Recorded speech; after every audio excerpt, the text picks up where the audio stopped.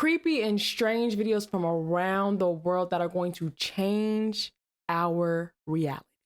Thank you, Big, for the videos. So do you guys remember when President Bush won the presidential election and everybody was mad because they felt like he cheated, and Al Gore was like, we want a recount, specifically in the state of Florida, and to the point where it got legally contested, and then they blocked the recount, so they never really officially got the recount, and there was like a lot of tension and division with the Bush administration and the intelligence agencies and just with people in general because they felt like this was fair and it was rigged. And then on top of that, there was like a lot of warnings we were getting at the time about terrorist attacks and how people were planning to attack us and we weren't listening. And then everybody was distracted by Bush, and Bush was doing all this stuff, and everybody was just like mad. And then like months later, 9/11 happened. And then remember last year, Trump won the presidential election. Everybody was like, this doesn't sound right. How could he have won? They must have cheated. And everybody was like, we demand a recount, but they didn't do a recount. And then he got into office, and then everything was just really chaotic, and it was a lot of division in the country, and everybody was like fighting with each other, and they're still fighting with each other to the point where the Trump administration began to turn on each other, and it was like a lot of drama. And all the while that was happening, we were receiving multiple warnings about terrorist attacks and attacks that were coming not only from prophetic voices, but also people that were actually like on the news in other countries that were trying to warn us. And we saw a lot of weird things happening, but we just didn't pay attention to it because we didn't think it was that serious. And the Trump administration also wasn't paying attention to it because they didn't think it was that serious, or they just didn't want us to believe that it was just not that serious. And then Elon began to kind of like turn on Trump and say, if it wasn't for me, you wouldn't have even won the presidency, kind of alluding to the fact that they kind of cheated or that he kind of like influenced the outcome of the presidential election without actually saying that he rigged it. And then Trump was kind of just like, you just mad because you can't have access no more. You been knew I was going to cut you off. Meanwhile, there's a woman in the airport that's been saying attacks are coming, and everybody looks at that woman and says that she's crazy, and our defense systems are compromised because we're so divided as a country and nobody knows who to trust. And then there was this girl on TikTok that was like wearing green and white and gold hoops who was like, we've seen this movie before, and more than likely there's an attack coming that's similar to 9/11 because of things that are happening now that were happening back in 2000 when George Bush became president. What is your real name? Malcolm X. Is that your legal name? As far as I'm concerned, it's my legal name. Have you been to court to establish that I didn't have to go to court to be called Murphy or Jones or Smith. Excuse me for answering you this way. That's if all right. a Chinese person were to say his name was Patrick Murphy, you would look at him like he's insane, because Murphy is an Irish name, a European name, or the name that has a Caucasian or white background. And a yellow person, Chinese is a yellow man, and he has nothing to do or no connection whatsoever with the name Murphy. And if it doesn't look proper for a person who is yellow or Chinese to be walking around named Murphy or Jones or Johnson or Bunch or Powell, I think it would be just as improper for a black person or the so-called Negro in this country, as we're taught by the Honorable Elijah Muhammad, to walk around with these names. And therefore he teaches us that during slavery, the same slave master who owned us put his last name on us to denote that we were his property. So that when you see a Negro today who's named Johnson, if you go back in his history, you'll find that he was once, his grandfather or one of his forefathers was owned by a white man who was named Johnson. His name is Bunch. His grandfather was owned by a white man that was named Bunch. It's not the point.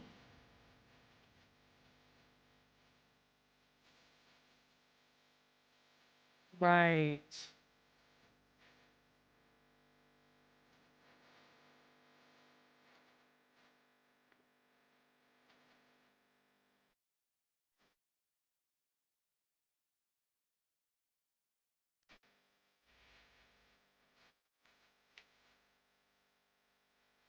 Like, what do he get?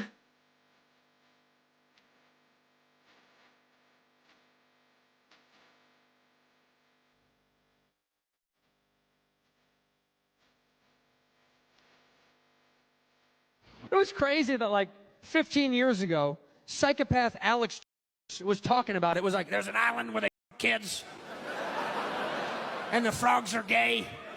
He wasn't lying. Back then we were like, this guy's nuts. And now we're like, he was right. The frogs are gay. You see them hopping around, lily pad to lily pad. It's gross. No, Epstein's Island was a real thing. The flight logs are on the internet. You can look them up. They're there.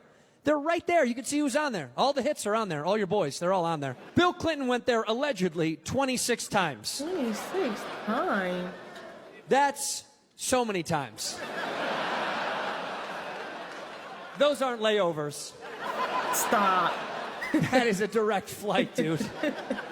That wasn't Crazy. like, oh, what do we have to stop? Oh, Epstein's? Oh, okay, well. When in Rome, saxophone. When in Rome, saxophone. It's crazy. They said he had also predicted and talked about 9/11 too, but That's another story for another day. I see why they banned him on so much things, because when I tell you they silenced him, it got to a point where I was like, should I even be reacting to him? Because they have taken him off from so much stuff, but I know the information that he was giving out was true. That's how I know, when I was like, because if he was giving out whatever fake, false information, y'all would just keep him up. But the fact that y'all have banned him and shadow banned him from everything tells me that he was on to what y'all was doing and y'all didn't like it. They've done an amazing job distracting you. They've got every single one of you watching TikTok, watching the TV, watching the news, looking at what's happening with those ICE raids, so-called ICE raids. While everyone's distracted watching the media and the police cars burning and the violence, something else is going on, something worse. It's good to be aware of your surroundings. I applaud you. Always be on the lookout. But I've said it before and I'll say it again. When the left hand is showing you something, watch the right hand. And no, this isn't about left and right and Democrat and Republicans, so don't get it twisted. We all know that LA is infested with underground tunnels that stretch for miles and miles that lead to big bunkers in cities. It's also not every day that federal boots are on the ground before you even wake up, especially without a siren, warnings, a press briefing. Don't you think it's interesting that the chief of police came out and said there are no ICE raids going on? Now, why would they say that? Now, I know, you've seen it with your own two eyes. But while you're looking around, you should be looking down. Ooh. It's always been about the children. Thank you, Jalen, for the video. When everybody's just drunk and dumb. No, can y'all help us? I'm recording. That's a whole UFO. Oh, that's a UFO for real, y'all. I love our people. That's a UFO for real. For real. That's a UFO for real. It's a UFO, Nikki. It's a UFO for real, Nikki. Nikki face. Look at her face. She running in the house. I told you. It's a UFO. Yeah. It's a UFO for real. I zoomed in. I love our people. I do. We in the clip. Two-piece. It's a UFO for real. No, we not making this up. Look at her. She gonna put. I'm sorry. This video's hilarious. For real, Here they ad-libs. That is crazy. Y'all, that's crazy. Yeah. It's a UFO for real, y'all. It's a UFO for real, y'all. I promise y'all. Like, for real. Look, we got all these people. There ain't no street light. Motherfucker talking about that street light. That ain't no street light, bro. That's a UFO. What a street light gonna do up there? I just wanna know how it get up there. Street light right here. This the street light. That ain't no street light. That's the street light. I mean, that's the light beaming down on it. Uncle Fred, this a street light right here. Oh my God. Baby, because I said the same thing last time I came over here. Somebody tagged me in this video, and it's supposed to explain why we can't see the curvature of Earth. And the premise of the video is that Earth is so gigantic in relation to us, we are so microscopic on Earth that we couldn't possibly see any curvature. Now, the only problem with this argument is that it negates another argument, which is that we can see boats disappear going over the curvature of Earth standing on a beach. You can't have it both ways. You can't say that Earth is so large you can't see the curvature, and then in the same breath say that there's enough curvature over 3 miles to make an entire ship disappear. It doesn't make sense. We have a person standing here that's witnessing a ship vanish right before their eyes. Now, what could make this ship vanish if there is no curvature in between the person and the ship? Convergence, maybe? You guys need to wrap your head around this concept, or you'll forever think you're in outer space spinning on a rock where monkeys turned into talking people. The only reason you can see the sun, the stars, and the moon is because they are not millions of miles away from you. You've been finessed. Why? I have no idea. I don't have all the answers. I'm just pointing out the obvious. You can either take it or leave it. It's up to you. But this is your reality. Your perception of reality will not change the facts. And to see this, you need only to be a critical thinker. I think that's the issue here. Most globe enthusiasts don't think critically. And then you call us people who do think critically conspiracy theorists. Right. When you guys are the ones with all the theories. The theory of relativity, the theory of evolution, Big Bang Theory, the theory of gravity. Everything about this globe that you believe in is dependent upon theories. And all they have to do is put the word scientific before theory, and you're sold on it. That's wild. Y'all enjoy being lied to. I can't even understand it. This is a mechanical model of what you've just seen. Instead of a row of coils, we've got a row of rods. We're going to feed them with alternating current so that each one can rise and fall. And when we turn the whole thing, we get the impression of something travelling along. But I want you to notice that nothing actually travels along, because each rod only moves up and down. The thing that makes it real is when we put something into one of the troughs of the wave. Then something real travels along. You can make it go the other way. If you watch an individual rod, such as this one, you'll see that it's only going up and down. There is no horizontal movement at all. Only the ball is a real thing moving side to side. My eyes hurt. The electrons aren't moving in your wire. The electrons aren't moving down the wire to get to power your power plant. What's really happening is that you are stimulating the ether, right? You're stimulating the ether. This shoots up, then this shoots up, and this shoots up, and this shoots up. It looks like a movement to us because it forms a wave over time. It's exactly the same phenomenon as watching the wave in a football stadium or a sporting event. Wow. When you're watching the wave in the sporting event, the fans aren't running around with the wave, but it looks like a moving wave. Yeah. Because of the time when the people are standing up. Imagine the 0 point energy all around you is the same exact way.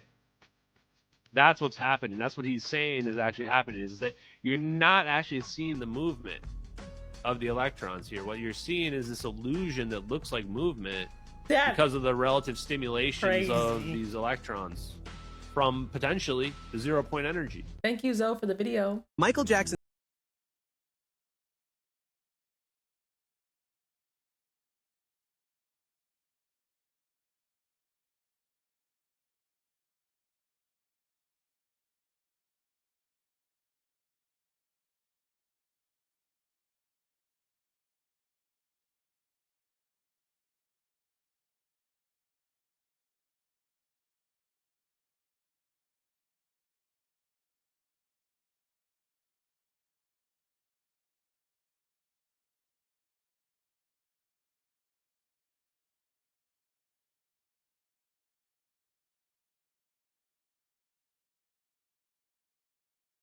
Attention to Michael Jackson.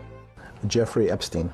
In 1983, Michael Jackson dropped a song about a woman who claimed he fathered her child. The twist? It wasn't just a song. It was a message to a real woman who stalked him, sent him letters, a photo, a pew-pew, and told him to unalive himself. This song was Billie Jean, and when MTV tried to ignore it, because in the early 80s, black artists really weren't getting that much airtime, Michael said nothing. He just moonwalked in, lit up the floor, and forced pop culture to catch up. This is the story behind Billie Jean, the stalker, the scandal, and how one song shattered every industry rule in its way. Now, Michael said Billie Jean wasn't just about one woman. It was about the type. The women who claim that one of the Jacksons fathered their child. But one woman in particular took it way too far. She wrote him letters saying they had a kid together. She told him they were meant to be a family. And then she sent a photo, a pew-pew, and a letter with instructions on when he should end his life. She promised she'd do the same after unaliving their baby. Michael was haunted. Nightmares, sleepless nights. What did she say? Instead of naming her, he sent a photo, a pew-pew, and a letter with instructions on when he should end his life. She promised she'd do the same after unaliving their baby. Michael was haunted. Nightmares, sleepless nights. So instead of naming her or dragging her into court, he wrote Billie Jean and made her famous with without ever saying her name. Now, Michael made the beat at home on a drum machine. He nailed the vocals in one take. Meanwhile, Quincy Jones wanted to change the name of the song to Not My Lover because of Billie Jean King. Michael said no. Then Quincy said the intro of the song was way too long. Michael said, I like to dance to it. And here's the crazy part. Most pop songs hit you with the chorus in the first 30 seconds. Billie Jean waits over a minute to drop it. No title, no payoff, just tension. Wow. Michael made the audience earn it, and they stuck around because he hypnotized everyone. And here's another fun fact. Michael was driving one day with Billie Jean looping in his head over and over again. His Rolls Royce was literally on fire underneath. He was so deep into the song, he didn't even notice. It took a kid rolling up on a motorcycle to point it out. He got out and he ran. So Billie Jean was close to being his last and final track, literally. Now, in the early 80s, MTV was not giving their black artists enough airtime unless they were children, British, or completely unthreatening. Rick James submitted Super Freak. MTV rejected it. They aired Past the Dutchie by Musical Youth, but only because the band looked like sweet little innocent school kids. Then Billie Jean dropped, and even with the song blowing up on the radio, they still refused to air it. MTV didn't want to touch the video. So CBS Records CEO Walter Yetnikoff stepped in like a mob boss. He called MTV and basically said, if you don't play Michael Jackson, you don't get any CBS artist. No Springsteen, no Billy Joel, no nothing. And MTV folded. Billie Jean hit medium rotation and heavy rotation, then full-blown pop culture dominance. Suddenly, the same network that said, oh, he doesn't really fit our format, was playing Michael Jackson on a loop. Then, a few weeks later, Jackson dropped Beat It with Eddie Van Halen on the guitar. MTV had no excuses left. They aired it nonstop. For 2 months straight, Billie Jean and Beat It were tag teaming the entire network. Black artists were finally getting their airtime. Then, on May 15th, 1983, Motown 25, Yesterday, Today, Forever aired. Michael Jackson steps onto the stage in black pants, loafers, a sequin jacket, and one single rhinestone-covered glove. Then it happened. He spins, he pauses, he moonwalks. Crowd explodes. TV audiences lost their minds. People who didn't even like pop music all of a sudden became fans. 50 million people watched live. The next day, Fred Astaire, who was Michael Jackson's childhood idol, called him personally to say, you're a hell of a mover. Sammy Davis Jr. loved his black sequin jacket so much that Michael just gave it to him. There was no ceremony, just here. Have it as a gift from one icon to another. That single performance earned Michael Jackson an Emmy nomination, blew up Billie Jean all over again, launched the moonwalk into history, sent Thriller sales into orbit, and rebranded Michael Jackson from a pop star to a living legend. This wasn't just a performance. This was a seismic cultural shift, and it all started with a woman that he never even named. This was a power move, a racial barrier breaker, and the start of a run so untouchable, nobody has topped it since. So yeah, Billie Jean, you know, it came from a stalker. It bullied MTV into submission, and it gave birth to the moonwalk. If you like learning about pop culture history and just some fun, useless facts that you don't really need to know, then be sure to follow, and I'll see you in the next one. It's all fake. It's all made up. I can't be the only one tired of pretending like everything is normal. We wake up to alarms we hate. We go to jobs we don't love. For Christ's sakes, people, we live in boxes. Listen, we work in boxes. We go to work in boxes to pay bills on a box that we barely get to rest in. We out of touch. We so out of touch with nature. We not getting enough sun. We not grounding enough. You know what I'm saying? We going to sleep. There's a ceiling above us. It's not the stars. We surrounded by artificial lights. People chasing numbers on a screen to impress people who won't remember them next week. And the stress, bro, just so much stress. Being overworked, underpaid. Like, all of it. Doing things we don't want to do. And, like, we just following all these rules that was made up by some stranger we don't know, never met. Just some random stranger years ago made these sets of rules, and we all just follow in line with them. It's made up. Fabricated. We are living in a society where people are forgetting themselves, forgetting who they are. They're forgetting their passions and what they used to be interested in before they was just thrown into the world of adulthood because they promised such a great experience. right? Just you're an adult now. Yeah, I see it. I'm looking at everybody. I'm looking around. It's not all what it's cracked up to be. They gave us rules and called it reality. But who gave them the power to define reality in the first place? To define what's real. What's success? What's acceptable?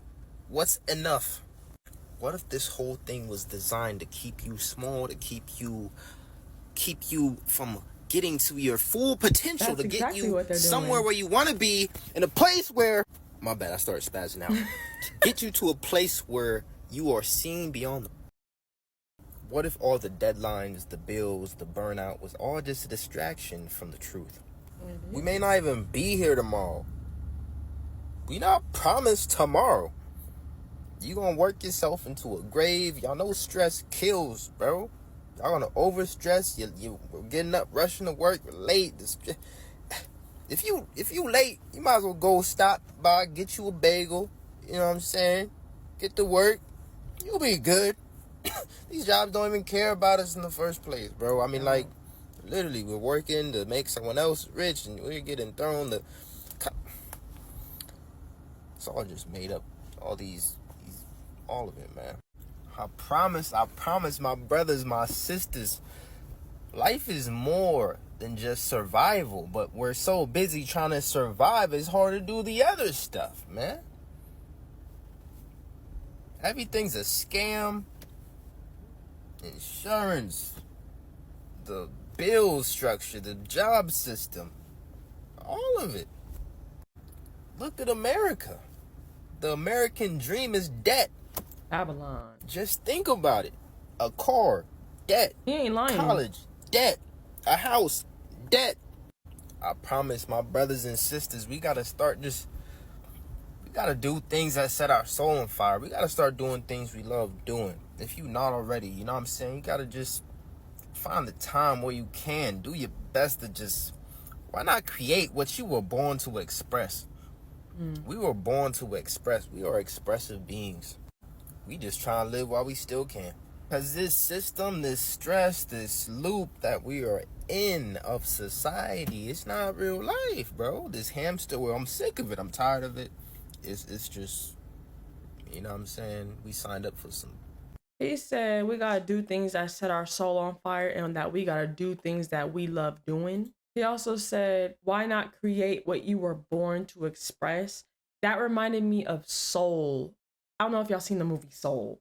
Very, very, very great movie, very spiritual, because it shows you kind of what happens in the Shamayim, aka heaven, before you're sent down here to earth. Because you're sent down here to be a solution. You're sent down here because there is something that Yahuwah placed within us that he needs out into the earth. Because we are supposed to duplicate what's in the Shamayim, aka heaven, to the Eretz, aka earth. And it's things that he's placed in each and every single person, including you watching this video, that there's something within you that he wants you to bring forth. And he gave it to you to do it. Now, mind you, his will gonna be done and his kingdom is going to come. But it's in you. That's why it says the kingdom is within. It's in arm's reach because he's placed it in you to bring it out. Because what's needed in this realm is a suit.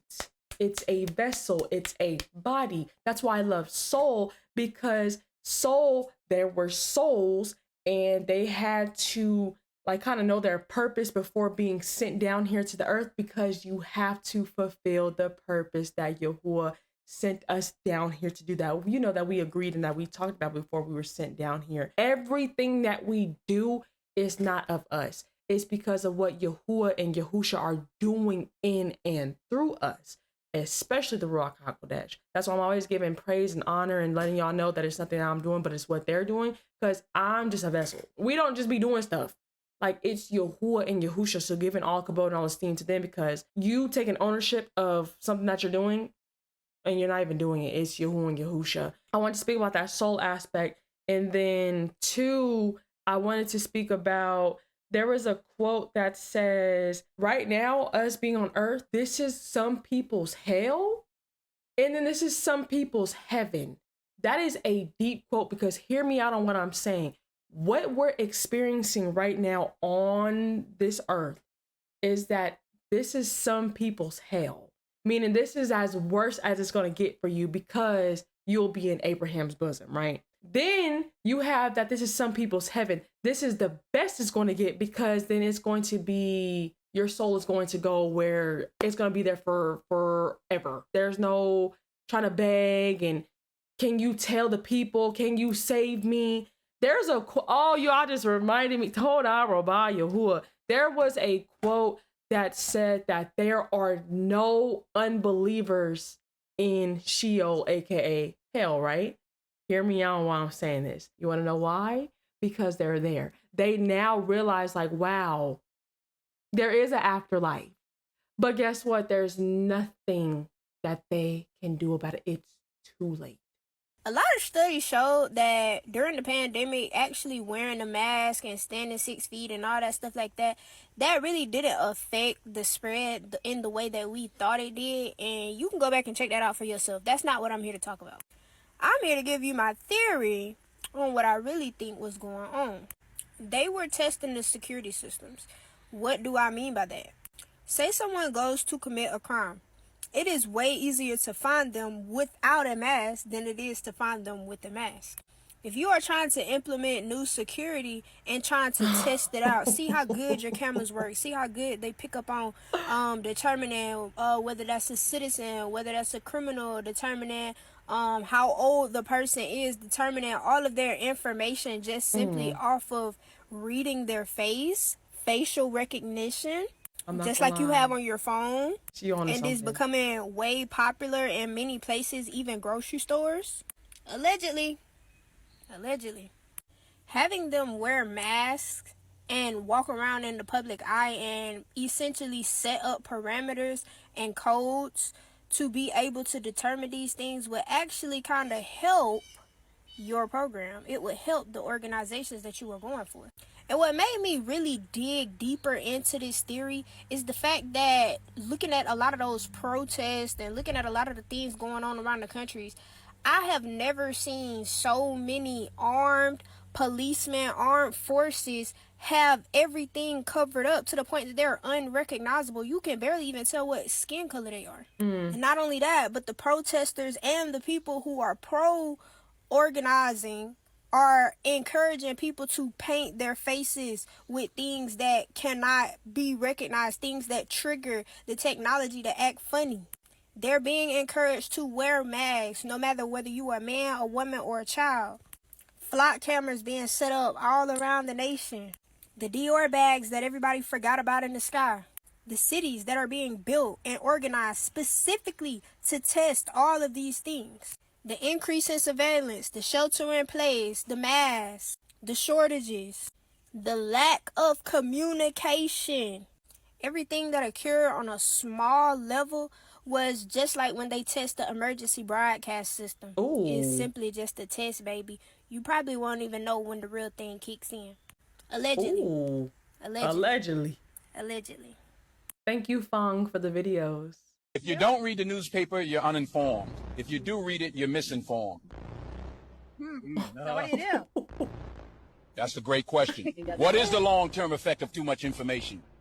One of the effects is the need to be first, not even to be true anymore. Oh. So what a responsibility you all have. I gotta hear this one more time. To tell the truth, not just to be first, but to tell the truth. We live in a society now where it's just first. Who cares? Get it out there. We don't care who it hurts. We don't care who we destroy. We don't care if it's true. Just say it. Sell it. Anything you practice, you'll get good at. Including BS. You told me last Okay. He ate. I gotta hear this one more time. If you don't read the newspaper, you're uninformed. Right. If you do read it, you're misinformed. So what do you do? That's a great question. What is the long-term effect of too much information? Wow. One of the effects is the need to be first, not even to be true anymore. So what a responsibility you all have. To tell the truth, not just to be first, but to tell the truth. We live in a society now where it's just first. Who cares? Get it out there. We don't care who it hurts. We don't care who we destroy. We don't care if it's true. Just say it. Sell it. Anything you practice, you'll get good at, including BS. You told me last Okay. I was looking in the comment section and they were saying that Barack Obama had actually liked this post. It's better being uninformed than misinformed because it's hard to fix misinformed people's brains. That is so true because there's a quote. Y'all know I'm gonna give out a quote. The quote goes, "It's easier to fool people than to convince them that they have been fooled." And then another quote was, "How easy is it to make people believe a lie and how hard it is to undo that work again." Then I even say this too with some lies. If you tell a lie big enough to keep repeating it, people will eventually come to believe it. That's what the world's doing. But anywho, next video. In the early 1800s, Native American tribes were encouraged to assimilate into American culture with promises that they would be treated fairly. However, when certain tribes, such as the Cherokee, started to be more successful than white Americans and there was more economic tension, President Andrew Jackson eventually saw an opportunity to rally more voters to his side by signing the Indian Removal Act, despite the fact that it was completely unconstitutional and the Supreme Court would rule against him. When the United States needed more labor, they started enslaving people from Africa, and they enslaved people to work in farms, on ranches, as architects, as chefs, as entertainers, and more. However, when these people started to learn more, such as how to read, and when it became likely that they would become more successful than white Americans, the South retaliated against this by starting the Civil War. When black communities banded together and they started doing well for themselves, they had their neighborhoods destroyed, like Tulsa in 1921, broken apart, like the neighborhoods of Los Angeles in the 1950s, or they had things such as drugs introduced into their communities, like in the 1970s and 80s, all throughout the United States. When the United States needed labor in the 1840s, they welcomed Chinese immigrants, and many of them worked on the Transcontinental Railroad, and they became successful on the West Coast. However, when people became concerned after the Panic of 1873, because many of these immigrants were doing very well for themselves, they passed the Chinese Exclusion Act of 1882. When the Chinese Exclusion Act created a gap in labor, the U.S. turned to Mexico instead, encouraging Mexican immigration under an open-door border policy. However, by the time of the Great Depression, the United States was looking for someone to blame, and they blamed it on Mexican immigrants, forcing them to return back to Mexico under Mexican repatriation, deporting and mass deporting multiple people, including American citizens. Even today, the United States heavily relies upon skilled labor coming from other countries, including India, Pakistan, and the Middle East. The thing is that we keep saying that these countries are backwards or terroristic in nature, yet we still overly depend on them for their skilled labor that they provide. This is a repeating pattern ever since the dawn of American history. The U.S. needs immigrants in order to meet economic goals. Immigrants come in and they do the work that American citizens don't want to do. Then those immigrants start to become successful from this and they start to enter into a middle class. The United States retaliates by expelling them, not providing them with their full guaranteed rights, disenfranchising them, or breaking apart their communities, again and again and again. However, when these actions take place, when immigrants are deported en masse, when they lose their rights, when their communities are destroyed, it doesn't benefit the economy. It often makes things worse because the United States has always relied upon immigration in order to meet economic goals. The United States depends on immigrants, and we aren't able to function without their assistance. Policies benefit some people, especially those trying to keep their place at the top, but I am genuinely exhausted by how many times we keep falling into this cycle, and by how much time, effort, progress, and potential is wasted by these regressive policies. What do you think you have an immune system for? It's for killing germs. But it needs practice. It needs germs to practice on. So listen, if you kill all the germs around you and live a completely sterile life, then when germs do come along, you're not going to be prepared. And never mind ordinary germs, what are you going to do when some super virus comes along that turns your vital organs into liquid? Almost everything we think we know about addiction is wrong. You get a rat and you put it in a cage and you give it 2 water bottles. One is just water and the other is water laced with either heroin or cocaine. If you do that, the rat will almost always prefer the drugged water and almost always kill itself quite quickly. In the 70s, Professor Alexander comes along and he looks at this experiment and he noticed something. He said, we're putting the rat in an empty cage. It's got nothing to do except use these drugs. Let's try something a bit different. So Professor Alexander built a cage that he called Rat Park. They've got loads of cheese, they've got loads of coloured balls, they've got loads of tunnels. Crucially, they've got loads of friends. But here's the fascinating thing. In Rat Park, they don't like the drugged water. You go from almost 100% overdose when they're isolated to 0% overdose when they have happy and connected lives. What if addiction isn't about your chemical hooks? What if addiction is about your cage? What if addiction is an adaptation to your environment? Maybe we shouldn't even call it addiction. Maybe we should call it bonding. Human beings have a natural and innate need to bond. And when we're happy and healthy, we'll bond and connect with each other. But if you can't do that because you're traumatized or isolated or beaten down by life, you will bond with something that will give you some sense of relief. Now, that might be gambling, that might be pornography, that might be cocaine, that might be cannabis, but you will bond and connect with something because that's our nature. The opposite of addiction is not sobriety. The opposite of addiction is connection. That right there is so powerful. Like, we knew it, but I like the way he broke it down. Because it does show that, that people are addicted to drugs because it always was an escape for people. That's why people do drugs, is to escape like the reality that they're in now. So it's to show you that them escaping reality means that their reality is so bad to the point that they don't want to live in it, which is why they prefer these drugs that take them out of this realm, this space, into another realm. So it shows you that they're not addicted to the drugs, they're addicted to the sensation. But if they had everything that they needed, they wouldn't even be focused or fixated on the drugs because they have everything that they need. It's when you don't have what you need that causes you to get addicted to these drugs. I think I may have been right again, right? So now y'all know we all agree, just about all of us agree, that anytime something like this situation, which is happening in Los Angeles with the U.S. Marines being brought out, it's a distraction. And think about this, on a Sunday, here's what remember what did I always say? It's going to be something. The markets.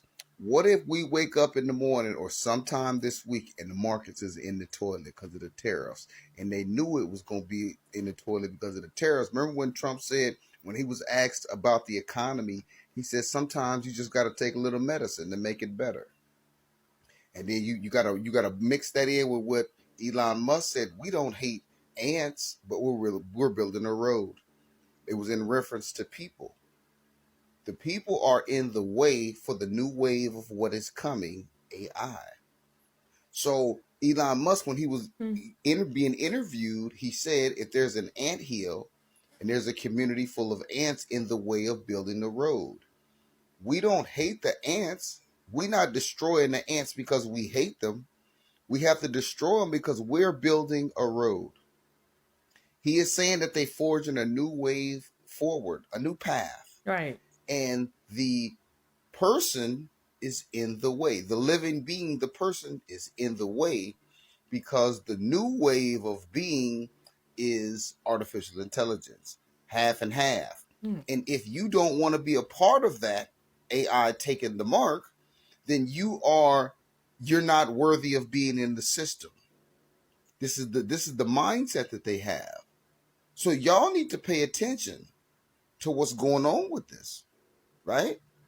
I'm just letting y'all know. Y'all tell me what you think. I had just watched Mission Impossible, the newest one. And when I tell you that that movie is all about AI, ChatGPT, taking over, like it is. I'm telling you. Then that'll be something else that we'll reference. Y'all remember Mission Impossible 37? You know what I'm saying? Because there's so many Mission Impossibles. Where it was talking about the AI and how it was taking over, and if it gets into the wrong person's hands, what it can do. I don't want to give out too much just in case somebody hasn't seen it yet, but that's what Mission Impossible was about. It was about this AI and how it's just keeps expanding and just growing and evolving with all the stuff and the information that the humans are feeding it. So it's getting stronger and wiser and smarter by what we're feeding it. And that can be the biggest con. That can bite us in the end. I want you to understand something about slavery in general. If you were to say to me right now, Andrew, you can have slaves, I'd say, okay. You have to house them, you have to feed them, you have to give them medical care to make sure they stay alive, and then you have to somehow get them to work hard at the best of their ability, even though they're not motivated because they're slaves. That sounds very difficult, it sounds expensive, it sounds like a lot of work. It's much easier to just pay these people a very low wage, in which they can barely afford their own house, barely afford their own food, so they're still enslaved for a little bit of money, barely afford their own medical care, but they still have to do everything I say. Wage slavery has replaced traditional slavery because it's easier for the elites to keep you a wagee than it is to make you a slave. If they could somehow make you work hard as a slave without you rioting, they would. But instead, they'd rather just use this wage slavery system. Let's make sure the money inflates. Let's make sure everyone's poor. This is why we always talk about making money to escape the matrix. It certainly was. Until this guy changed it from Drump to Trump to sound a little less German. Let's talk a little bit more about where the real Trump family legacy really came from. Donald Trump's grandfather, born Friedrich Drumpf in Bavaria in 1885, aka Germany, fled his homeland for the US at just 16 years old. Why? Because he didn't want to serve in the military. Yep, he was a draft dodger. Does that sound familiar? Well, it should, because decades later, his grandson, Cadet Bone Spurs, would pull the exact same move to avoid the Vietnam War. But back to Grandpa Drumpf. Among the jobs that he worked in the US were working as a barber and allegedly running a saloon as a pimp, where he allegedly rented out prostitutes to gold prospectors, since he had failed as a gold prospector himself. He eventually moved to New York, bought some real estate, and married a fellow German woman. When he tried to go back home to Germany, they stripped away his citizenship and deported him from the country for being a draft dodger. So he came crawling back to the US. And that, folks, is how the Trump family legacy really began. The same people who own the labels own the prisons. Yep. Literally the same people? Literally the same people who own the labels own private prisons. The records that come out are really geared to push people towards that prison industry. Yeah. But they didn't make you write those lyrics. It's not about making somebody write the lyrics. It's about being there as guardrails to make sure certain songs make it through and certain songs don't. Some records are made by committee, meaning record company guys sit around and tell the artists, this is hot, say that, do this. We're gonna have this guy write the lyrics. We're gonna have that. You have, the record company pushing the narrative. Some social engineering going on here to make sure those prisons stay full. John Holmston, a retired CIA agent, has admitted on national Russian television that the CIA was behind the creation of the 1980s hip-hop scene and financed major hip-hop acts including NWA, Africa Boombata, and Grandmaster Flash and the Furious Five. The government at the time spent, quote, big money, serious money, on this covert operation destined to further division and corrupt the American youth to nihilist, anti-establishment, and anti-American ideologies, he explained in a half-hour interview broadcast on national television. Famous hip-hop songs of the legendary hip-hop outfit NWA were even scripted by a team of psychologists and war propagandists of the CIA. F the police, and when I'm called off, I got a sawed off, squeeze the trigger, and bodies are hauled off, and other nihilist and anti-establishment lyrics were intended to unleash a wave of cynicism towards authorities, promote the use of heavy drugs, and entice the youth with revolutionary counter-establishment ideas. The retired CIA agent claims the social engineering maneuver was extremely successful. Quote, we understood at the time that music was a powerful means of propaganda to reach the youth, explained the 77-year-old man. Our mission was to use teenage angst to our advantage and turn Generation X into a decadent, pro-drug, and anti-establishment culture that would create uprisings and further division within society. We even infiltrated mainstream radio to promote their music and reach millions of people every day, he admitted, visibly proud of the accomplishment. Proud. For many of us in the CIA, infiltrating the 1980s hip-hop scene. This is why it bothers me that certain artists and their songs are being promoted, like especially TikTok. TikTok has made people's songs blow where I'm like, this took no talent to make, but okay. But when I'm listening to the lyrics, I'm like, because I know that the target's the children. I know who they're doing it for. I know who they're trying to get. So if you notice the certain music that's promoted, it's like, especially the women, Glorilla, Megan Thee Stallion. There's so many people now. I'm like, who's that? It's so many names. I can't keep up no more. I can't keep up. So I'm not even gonna go in the order of who I was gonna go in the order of, but it's to the point now where it's the same songs over and over. It's just a different beat and it's just a different woman, but they all look the same.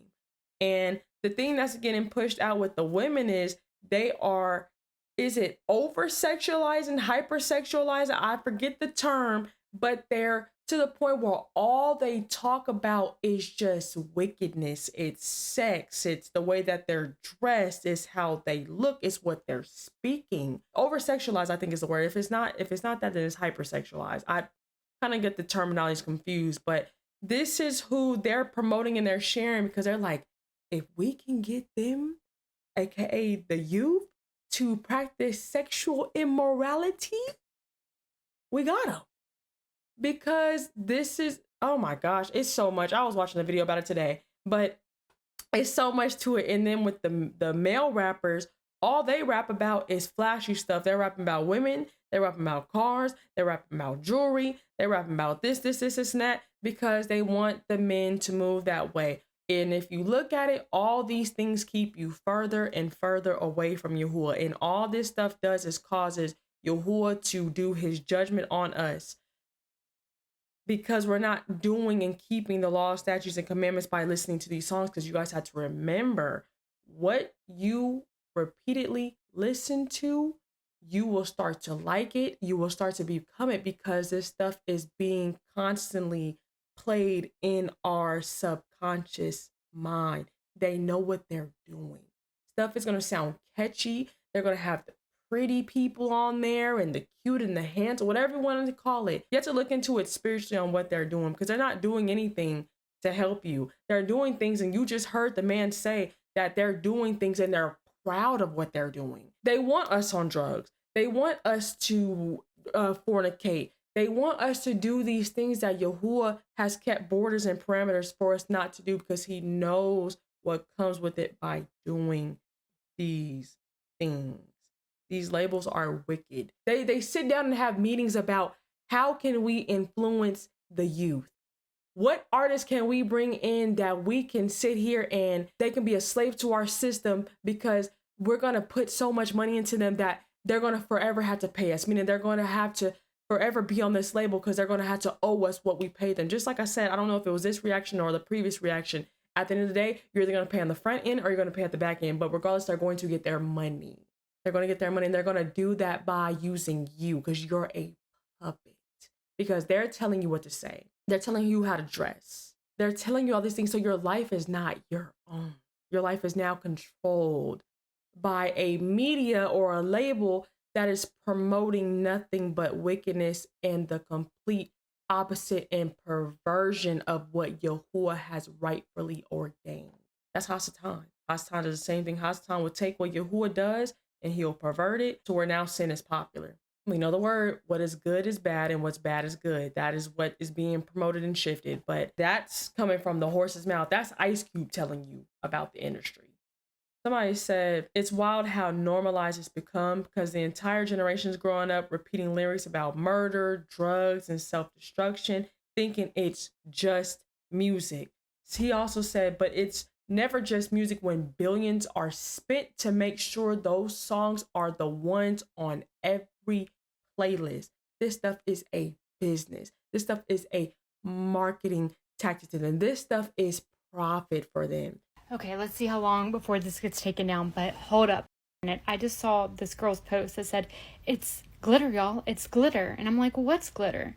And I was reading the comments, and they're like, the stuff in the sky that's being sprayed, since if you look at it in the sunlight, it sparkles, And I guess they ran a test on it and said it's glitter. And then another comment said that the glitter is smart dust so that they can track us. And then another comment said, yeah, the glitter is made from people. And I'm like, hold up a minute, because I also learned that the way you make diamonds is by compressing carbon. That's how you make diamonds, is by compressing carbon. And people are carbon-based. Human beings, we're carbon-based. If you compress us, you can make us into diamonds, because they both glitter and diamonds both refract and reflect sunlight. It's like a prism.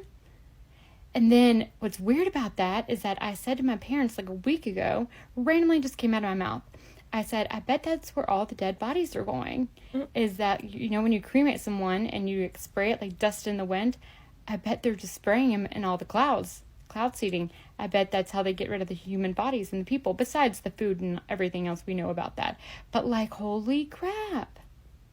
You know, I was going to skip past that video. Not skip past it, like, no, I was going to keep, I'm just saying, like, I was going to speak about it, but it's too much comments in this comment section where I'm like, hold on, y'all making sense. So they brought out Rihanna's song, We're Beautiful Like Diamonds in the Sky. They said, wake up, people. Somebody said, we are the carbon footprint they want to reduce. Somebody said, immediately thought of the grave digger who said the caskets are empty. Y'all know we reacted to that. And then somebody said the Kardashians revealed this on their show when Kris requested to be made into diamonds after death so the girls could wear her. Doing some of this, let's call it hypnosis through the news. Yeah. Okay. If you watch the news again, let's just take a talk show, for example. And any talk show would apply. I'm just using this as an example. Let's take John Oliver. Last Week Tonight, I think is the name of the show. There will be a strange fact that is very hard to back up or has a lot of stuff where you could argue against it. Really weird, bizarre fact or something said to make you feel like you hate someone or someone's stupid, someone did something bad. And before you can logically process it, there's a joke immediately. And to get you to not process that fact, now you're hearing the entire audience laugh. So that's triggering your tribal response of, oh, that line was funny because there's 150 people laughing. That's triggering this animal response in our brain to automatically accept this information. Oh, and yes. that's just one example. I could go through a whole show and show you 100 other Wow. hypnotic techniques and brain hacking techniques that are being used in all these shows. Tell Lie Vision. Y'all see the earphones out, so I'm letting y'all know. We are gonna go ahead and officially end that video there. I was going to react to some more, but one, is late, and then two, this video is already lengthy. So I think we are perfectly fine ending it on this lovely note. Very interesting. I just want to thank Big and Zoe for sending in these videos. Y'all was going back to back because I was gonna say shout out to Zoe, shout out to Big, shout out to Zoe, shout out to Big, and I said I'm gonna show my love and support at the end of the video. So I just wanted to say thank y'all for sending in videos. I truly appreciate it, and everyone that sent in videos. If you guys want your video on here featured along with a shout out, all you have to do is join the Discord. The link is in the description down below. And I have a thread called Conspiracy Theories Reactions, and that's where you'll go. You'll drop the videos. That's how I see it and how I react to it and how we discuss and talk about it on the big screen. I truly been loving and appreciate all the support I've been getting on the merch. This is my burnt offering. Y'all shop Perkyy.com. Link is in the description down below. I want to say that first and foremost, the infamous A Cured Patient is a Lost Customer is officially out now. I have t-shirts, I have hoodies, I have sweatshirts, aka crew necks, I got zip ups, I got sweatpants. Y'all, I'm letting y'all know now, cat is out the bag. I have sweatpants. A lot of you guys have been asking for like sweats. They're like joggers, but for like joggers, like sweatpants, they're officially out, and it's on every merch. It's Burnt Offering, it's the Super Face, it's the Blessed Department, Discipline Over Desire, Cured Patient is Lost Customer. I'm like, is that on my merch or am I missing one? Go check it out. Go check it out. Link is in the description down below. Thank y'all for the patience and just the love and support that you guys have been giving. I truly do appreciate it. I do want to say, when you buy from me, all I ask is that you may take a picture and tag me, share it, whatever the case is, get it to me so I can post you on the website. If you don't believe me, go on shopperky.com and scroll down and you'll see all the people I shouted out because they sent me a picture of themselves. I want to say that 900,000 subscribers is on the way. Y'all, that is so crazy. 900,000 people. Like, it blows my mind. And this is coming from somebody that didn't even want to do YouTube.